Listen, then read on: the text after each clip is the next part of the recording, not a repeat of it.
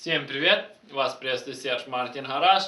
А мы продолжаем ряд видео и серий по вопросам подписчиков. И очень много было вопросов, связанных с коробкой передач в предыдущих видео. Можете посмотреть, была тема, почему хрустят передачи, в частности вторая передача.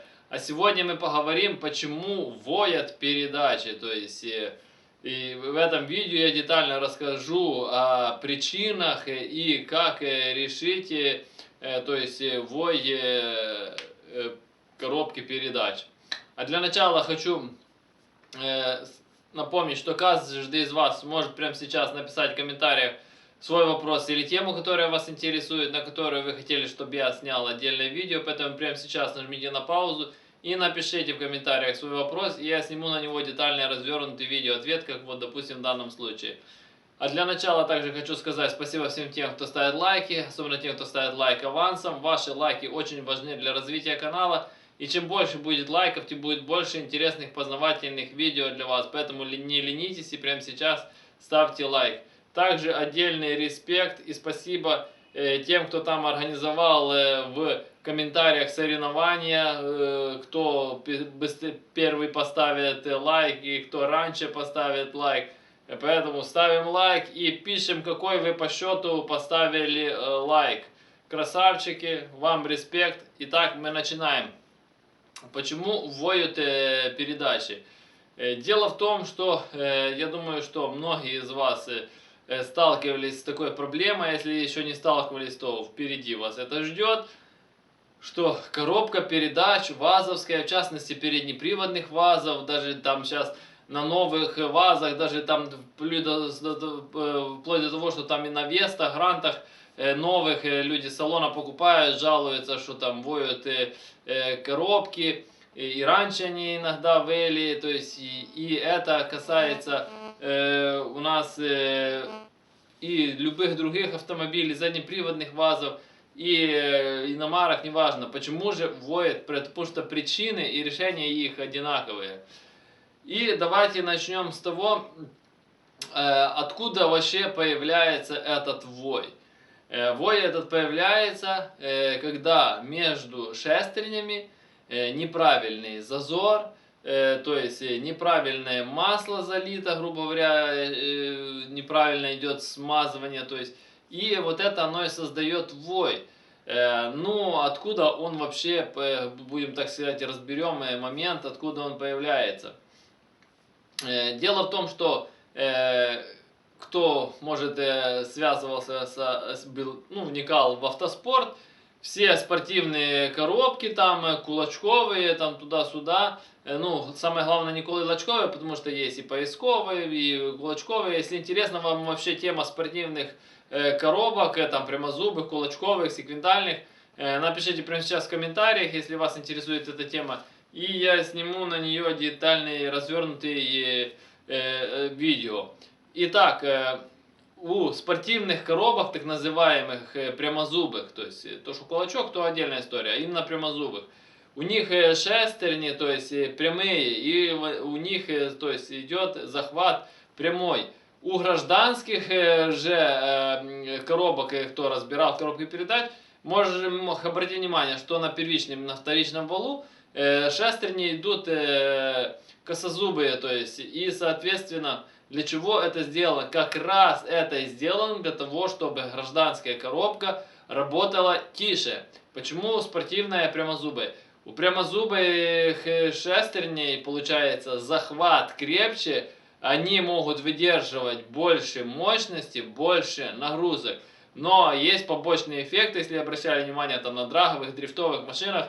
В видео вы можете слышать, что коробка воет, причем очень сильно. То есть не то, что она там какая-то убитая, поломанная. Это нормальный ее рабочий звук. Соответственно, на гражданском автомобиле вы офигеете вот от такого звука. И там сделаны, соответственно, косозубые шестерни, для того, чтобы уменьшить этот гул, шум, вой. Но со временем у вас обычная коробка может начать выть. Почему? Износ этих зубьев, то есть увеличивает между ними зазор, то есть, соответственно, как, допустим, и вот, когда начинает, там, едет бешеная классика, в которой, там, редуктор так воет, блядь, что машину ту не слышно. Из-за чего? Потому что зазор между шестернями, соответственно, увеличен. И потому что для того, чтобы она нормально тихо работала, должен быть определенный зазор. Когда он увеличивается, то есть изнашивается зубья, то есть и, соответственно, зазор увеличивается, и у вас начинает коробка на разных передачах выть. Отдельно я сниму видео, а потом почему воет пятая передача, потому что там есть свои особенности. Так вот, и начинает у вас выть одна или несколько передач. С чем это еще также может быть связано? Залили масло, которое не подходит. На канале есть отдельное видео о маслах в коробках, там GL4, GL5 и все такое. Кому интересно, на главной странице моего канала нажмите на все видео, и там найдете ответы на все свои вопросы. Так вот, если, допустим, залили не то, так сказать, не то масло, которое нужно для вашей коробки, и у вас, вот, допустим, если взять там от переднеприводного ВАЗа, да, коробку, чтобы вы знали, там для переднеприводных и заднеприводных автомобилей конструкция, то есть именно коробок отличается, и масло там льется тоже разное. И, соответственно, если вы зальете там от заднеприводных, переднеприводных, она тупо у вас завоет. Если вы сольете и зальете то, что надо, она перестанет выть, но если вовремя это сделаете. Также могут, допустим, большинство коробок, допустим, вот у вас переднеприводных, да, там, допустим, игольчатые подшипники под шестеренками, то есть они могут тоже быть изношены, и, соответственно, шестерни отойдут немного друг от друга, и, соответственно, зазор увеличится, они не начнут выть. Также, допустим, сами подшипники первичного, вторичного вала могут быть тоже убиты, и это тоже на это может повлиять. Кстати, еще про вой, да, про прямозубые. На каждом автомобиле задняя передача как раз идет прямозубая, то есть, и если вы будете сдавать быстро назад, у вас будет выть коробка, то есть, поэтому это нормально.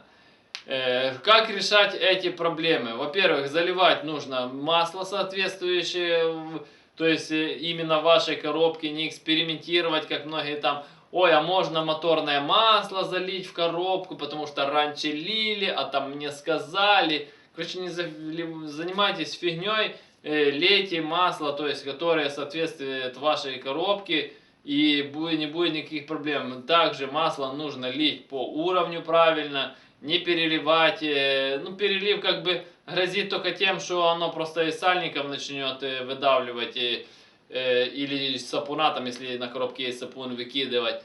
Допустим, низкий уровень также может повлиять на то, что коробка будет выть, особенно на тех передачах, которые плохо будут смазываться, потому что, допустим, шестерни там на передачах некоторых больше, на некоторых меньше. Соответственно, если низкий уровень, они просто тупо не достают до масла и начинают уставать и игольчатые подшипники, и, соответственно, оно начинает выть. Если же у вас завыло и вы залили, поменяли хорошее масло, она продолжает выть, вам только нужно снимать, перебирать коробку, менять на новые шестерни и на первичном, и на вторичном валу.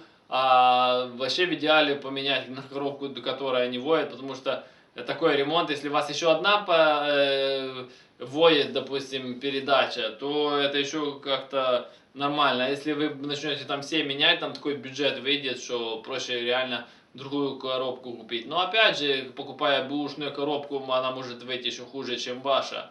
А для того, чтобы до этого не доходило, просто нужно заливать хорошее масло на протяжении всей службы эксплуатации вашей коробки. Тогда ваши шестерни изнашиваться не будут, подшипники не будут, и игольчатые подшипники также не будут изнашиваться, лейте по уровню, и не будет никаких проблем. Я же говорю, в отдельном видео я сниму об пятой передаче, потому что есть там особенности, потому что очень часто воют пятые передачи, свистят, воют на ВАЗах. Ну и на других автомобилях тоже там проблема одна и та же. А я напоминаю, что я занимаюсь доработками головок блока и карбюраторов.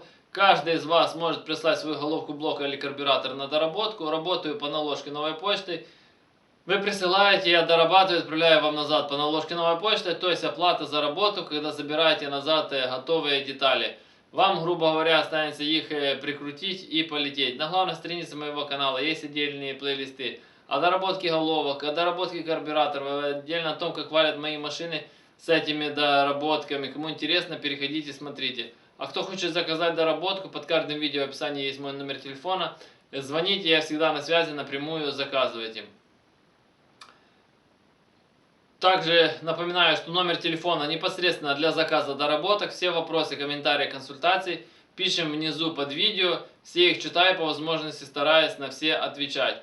А кому понравилось данное видео, ставим лайки, подписываемся на канал, кто еще не подписался. Жмите на колокольчик, чтобы получать уведомления о новых видео. Делитесь данным видео со своими друзьями и в своих соцсетях. Всем спасибо за внимание, всем до свидания.